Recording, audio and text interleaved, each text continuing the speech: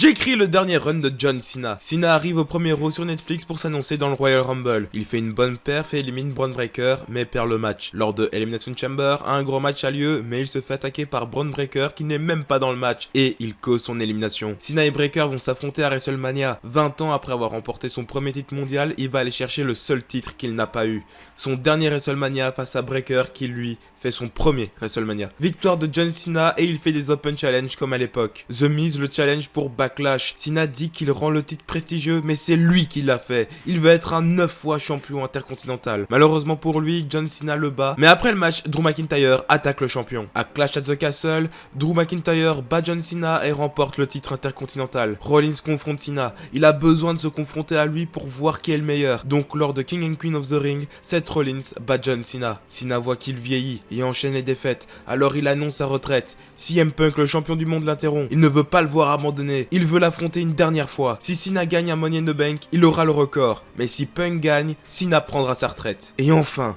14 ans après leur clash en 2011, John Cena bat CM Punk à Money in the Bank et lui fait un bisou avant de sauter dans le public. Il n'a pas le temps de se reposer car le King AJ Styles, gagnant du King of the Ring, le défie à SummerSlam. 9 ans après leur clash à SummerSlam 2016, John Cena remporte ce match. Il enchaîne les victoires, Logan Paul à Bash in Paris, Kevin Owens à Unforgiven, et ça nous emmène à Crown Jewel, où les deux champions se clashent, et cette fois-ci c'est Gunther qui est le champion des champions. Bronson Reed à la fin de l'année blesse John Cena, il ne peut donc pas participer au Survivor Series. Il avait annoncé sa retraite en 2025, mais il ne peut pas abandonner le titre poids lourd, donc il annonce que finalement il prendra sa retraite quand il perdra son titre. Au Royal Rumble 2026, John Cena parvient à bout de Bronson Reed avec son attitude adjustment puissant, et finalement lors de l'Elimination Chamber, Cody Rhodes bat John Cena et devient champion du monde poids lourd. Les deux se font un câlin, il prend sa retraite. Il rejoint le Hall of Fame. Les stars et les fans chantent Thank you Cena.